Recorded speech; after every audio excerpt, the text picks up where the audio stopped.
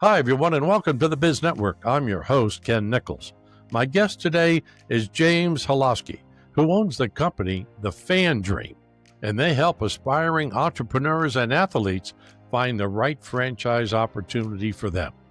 I hope you'll enjoy the conversation. Well, nice to meet you, James. Thank you so much for having me. It's great to meet you.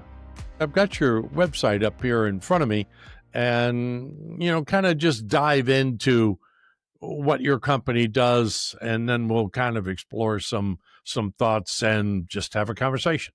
Sure. Yeah, that sounds great. Yeah. So my company, what we do is we match people that are looking to get into business ownership. So that's typically an ex-athlete or an athlete that's playing right now, or someone who's in the 9 to 5 job of the corporate grind and looking of a way to get into freedom, financial freedom, and just take kind of control of your schedule and your life. So we help people find franchise businesses. So I have about 400 brands that I work with that I can show people that are interested in business ownership, and then I match them. I introduce them to the franchisor. Then I stay with them during the whole time to make sure it's a great fit. And the best thing about it is our services are complimentary because we get paid out of the franchise marketing budget. So it's always great to work for someone who's looking out for your best interest, and you don't have to pay a dime.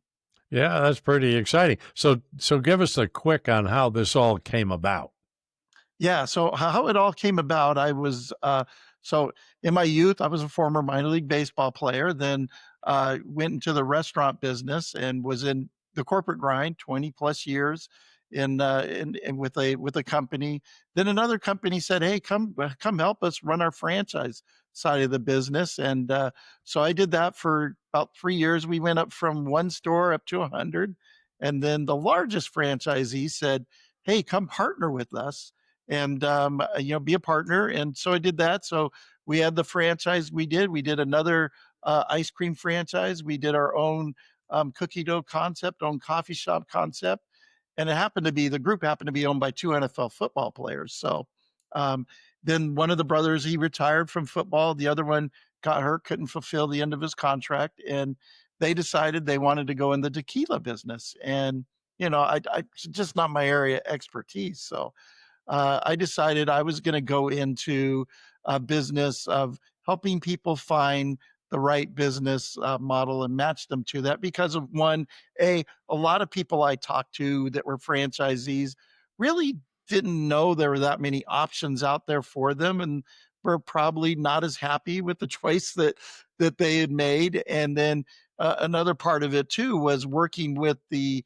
NFL athletes, working with athletes, because I did see so many people that would come up to them with, not the best investment type deals, and just kind of wanted to show athletes too that, hey, here's franchises that I vetted, I know they're good, that I could show them as well. Well, you read a lot of stories. You see them across the web where uh, they seem to be pretty regular, especially during football season, where it'll show a number of guys that we all know that and have watched over the years that got unfortunately involved with certain franchises or business opportunities, and they lost millions of dollars. And you always feel sorry for them. But being a business owner myself, I always kind of say, gee, I wish I could have talked to you before you would have done this, because they really don't have a platform to understand anything beyond the sports world. You're absolutely right, kid. And I would say really for an athlete, when you go into a franchise business, that's a really good fit for them because one, they've been used to following a playbook all their lives. So what a franchisor does, they give you the playbook to the business, and they show you how to be successful. One part where I think some people fall short of is, hey, you still have to do the work and run the business. The Right, franchise is not going to run it for you, but you still right. have to put the time and effort in. And really it's about finding that right match for you of what different industry that it might be in, or just exploring and going, yeah, this franchise is, they're pretty good, they're looking out for my interest, and I really want to be their business partner because that's what you're going to be. And how do you market your company into this world of athletes? Because it obviously crosses more than just football. It goes into baseball, and it could go into hockey and basketball. And I play a fair amount of golf, so usually the golf guys gravitate into something as their career comes down to the end. A lot of times they're into course development and they stay kind of close to what they know. But I'm sure there's some golf professionals out there that have ventured into the franchise business. So how do you market yourself and your company? Yeah, that's a great question. So on the athlete side, the 9 to 5 side and the corporate America, those are usually lead portals and just regular advertising. The athletes, pretty much you're looking at different aspects of LinkedIn and different groups of where forums where athletes are at. But where I found really the most success, which you mentioned golf, so I'm glad you mentioned that, is celebrity golf tournaments. I attend a lot of celebrity golf tournaments and talk to athletes when we're either after we're done playing around or playing around together out there. So it's a really great way to network and meet athletes and put a strategy together if that's what they're looking to do. Well, I would think, again, following sports, that they know their careers are limited and they could, in a lot of cases, end rather abruptly. And if they don't have a plan for after the world of sports, they kind of leave themselves hanging out there. And I would think someone like yourself would be a much better person for them to engage with than the peripheral of their group of friends or even family members, because that could, maybe I'm wrong, but that could lead them down kind of a ugly path. Yep, sometimes it definitely does, absolutely. And really, it's that what do you do when the cheering stops? Like, hey, let's find you a business. And not only are you going to find that playbook that like a franchisor provides, but the franchisees in the system, all of them are now going to be your new teammates. So they're going to help you out. So it's a great fit via athletes. I will tell you real quickly, I just finished closing a deal for a current NFL football player. And he was really smart because he said, "Hey, I have 2 years left in the league. That's all I Right. have." He goes, "I know when I'm done playing, I'm going to come out with zero income. So I want to walk out with $500,000. That's what I kind of want to make." And we looked at different concepts and he kind of settled on a gym concept that fit him and what he's doing. So he's now doing in development of doing his first unit, and then he's going to do 3 units, and he'll have all three of them up. It will be the plan of right at the end of his career, so he walks out into 3 units, and hopefully that $500,000 income.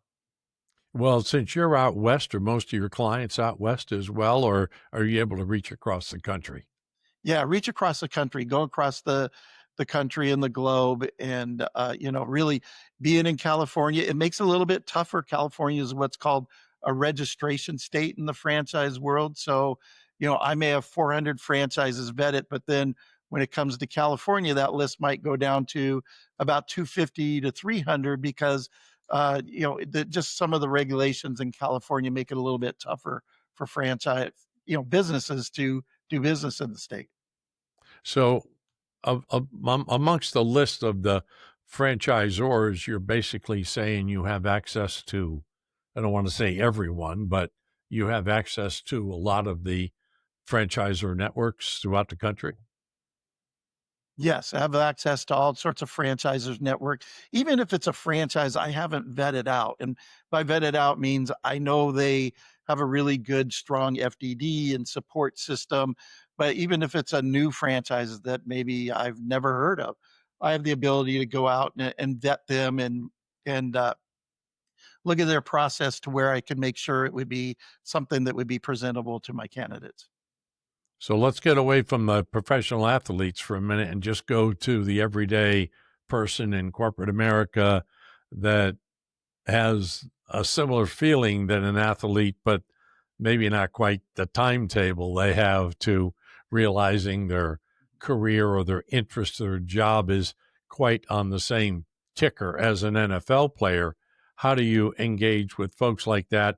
And do you find that to be a really good source for your business on that side of the spectrum. Absolutely, because so many people are like, "Hey, I'm in corporate America. I'm afraid to ask for time off to go see my kids play," and just the grind's really tough, and at some point you go, I want something of my own. So that's perfect. We can help you find that, and really where they come in is, it's a matter of just looking at the options, looking at the industries, and just coming out of a plan. Most people come from corporate America. They're like, okay, what I you know, I've had people tell me that I know my job's gonna get eliminated within the year. And I know I'm probably gonna get a really nice severance. I want to start looking now. And we could go through the process, and we look at what's out there, and they start talking with franchisors, and we find the right fit. Sometimes we have to where, hey, you know what, I just got let go. What's out there of franchises? And so really the process can go on their timeline. Sometimes it's really fast, sometimes it's a little slow, but what we always want to do is make sure that we do our homework, we investigate in the franchise to where we make sure it's a good fit, and not let time make a rash decision. You got to take time, you got to make sure that that franchisor is going to be a great business partner for you, going to give you great support, and the franchisees all in the system will say, yes, it's a good franchise. I would do it again, and I was very, profitable. That gives the candidate more chances for success by turning over all the stones. Are most of your clients hands-on business operators, or in the case of the athletes, do they look at it more as an investment that maybe family members might be involved with? Or in the case you're talking about, the current NFL player with the gym, is he going to be part of this business once he retires from football? Yeah, so in his case, he's going to be part of the business, even while he's playing. Obviously, when he's playing, it's going to be hard to get out there, but he's going to, he's planning on making appearances, and being there for signups for the gym, and hoping to get some of his players involved to help him out of getting people involved. But for the day to day part, he will have a manager doing the day to day, that he's just going to have to manage the manager, and the franchisors know this is kind of a special circumstance, so they're going to help him kind of keep a more closer eye on his business as well. In the case of people that are going in from the 9 to 5, most of them will be hands-on owner operators. Some of them, like I had a client who he was in the corporate grind. He was like, I want to be, done with this, and I want to come up with a plan. But he goes, what I want to do, his goal was, I want to have generational wealth.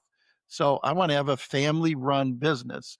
So the first unit that he does is going to be ran by his wife and daughter. And then they're going to open up another one. It's actually a dog grooming business. And then when the next salon opens up, they're going to run that as well. And then he's going to transition out of his job when the third unit opens up. It was where kind of his timeline gets. So kind of depends on goals and what could be done.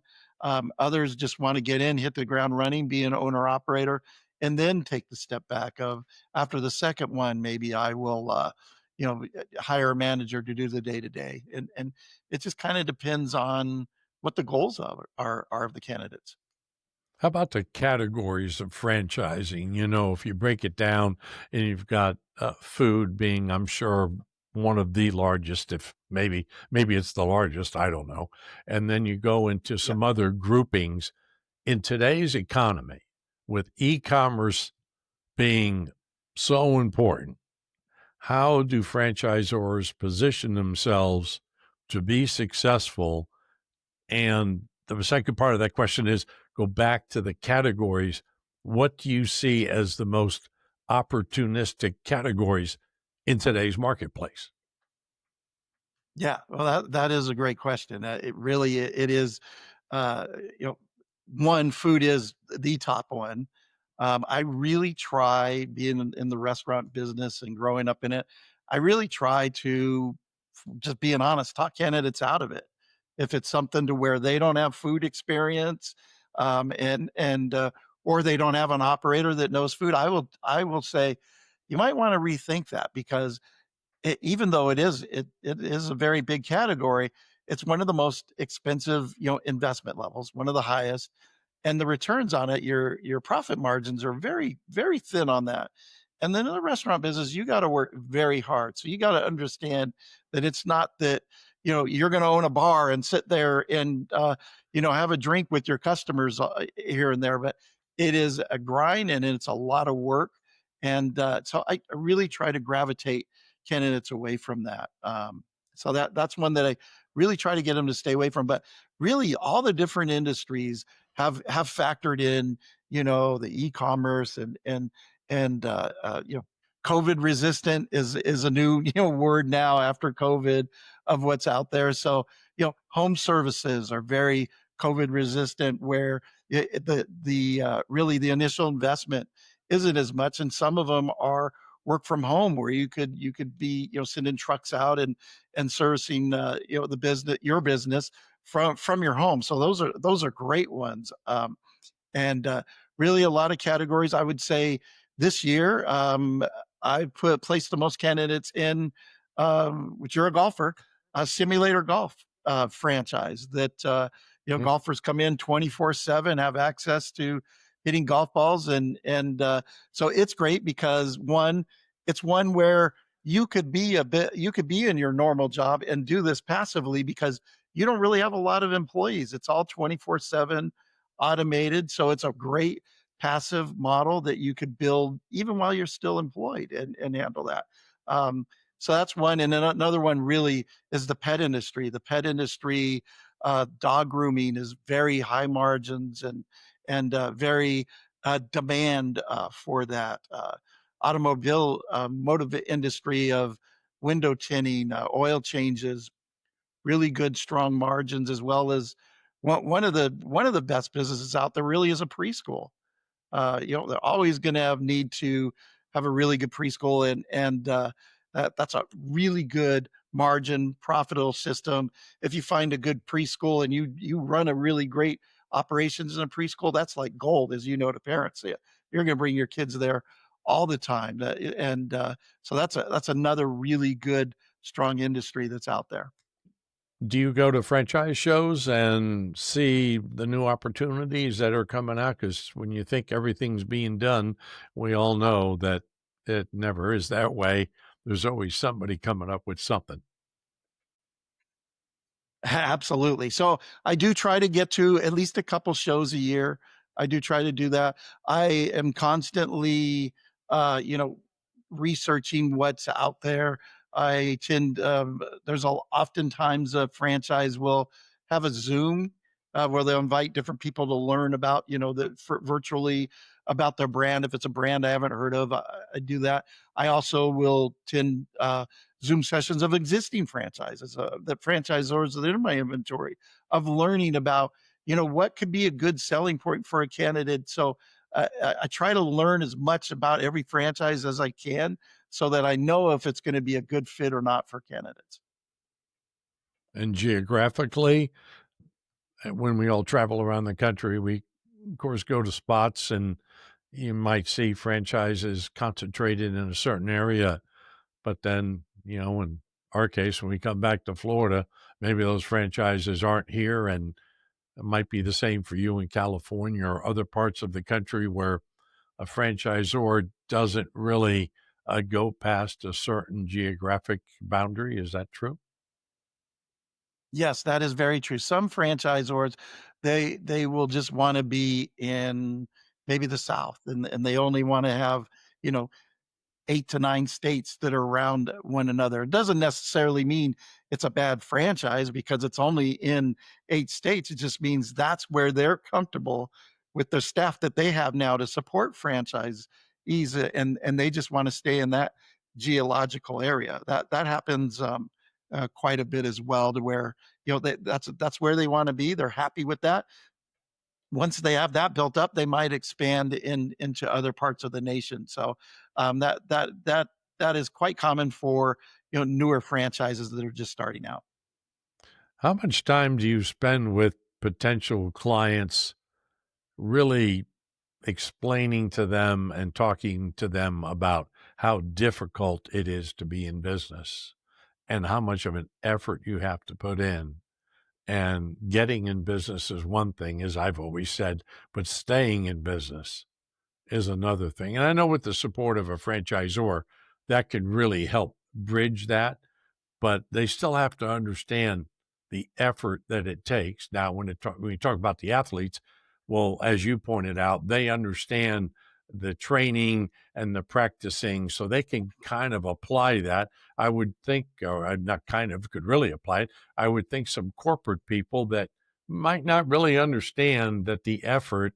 I always say everybody wants to be self-employed. They look Right. at it, but those of us that have lasted the test of time, we know that the effort is monumental. Yeah, 100%. It is a lot of effort, and I try to really bear down to, hey, you know what? Really, at the end of the day, it's business, and you've got to be ready to take on the business and run all aspects of the business.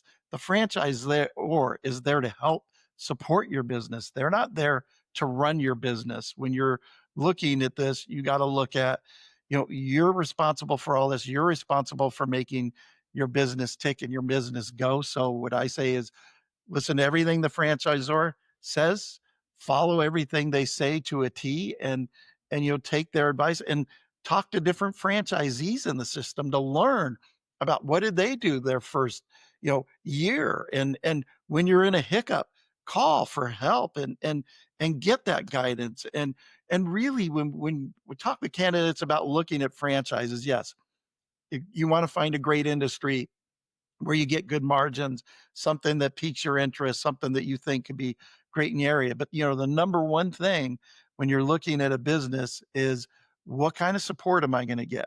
That's what you want to look at. Are you going to get great support? Right. Franchisor going to be there for you, not just during opening, but during, during the ongoing of your business. Are they going to be there? And number two, talk with the franchisees to make sure that it is a good system. They would do it again. How quick were they profitable? Do all your homework like that. That's going to improve your odds, but also make sure you're ready to run this business and take this responsibility on because it really isn't the franchisor that drives the success. It's you driving the success of your business. And how much does the franchisor wanting you explaining their model to a potential franchisee? Is there kind of a gray area there where we don't mind you doing this, but we don't want you stepping kind of over the line? Great question. Yeah. So mine kind of I'm giving you that airplane view, the flyby overview of the franchisor of, hey, here's what the business is about. They allow me to possibly, if it's printed, I can share basically what an average unit might do, so you can kind of understand that. But I'll tell you kind of what the business is about. Kind of, do they have a call center or not, and in different ways they could support you and so I get them prepped and ready to go. And then, like I tell the candidates, the deeper dive is when you talk with that franchisor. I can answer some of the questions, but it might be a question of, hey, how does your marketing program work? I could kind of tell you the basics of it, but to take a deeper dive, that's when you talk with the franchisor that you're going to learn all that. So that is a great question. I give them the kind of the overview, and then the franchisor takes the deeper dive with them. So you have a website, and I see right here you've got a contact and a take action.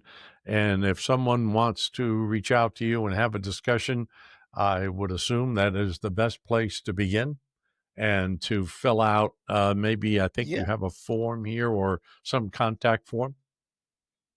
Yeah, the FranDream.com, that's right there, a contact form, or really James at the FranDream. Just send me an email. Would love to talk with anybody about just franchising in general or any questions one may have. We sure do appreciate you taking the time to be with us today and wish you continued success. Absolutely, Ken. Great. I mean, love being here and love for you having me. Yeah, absolutely. Thanks for your time today, James. So long for now. Remember, your business is the next business I want to know more about. Thanks for listening to the Biz Network, your Everything About Business podcast. Please subscribe so you don't miss anything, and tell your friends about it also. I'm your host, Ken Nichols. See you again soon, and have a great week. Bye-bye.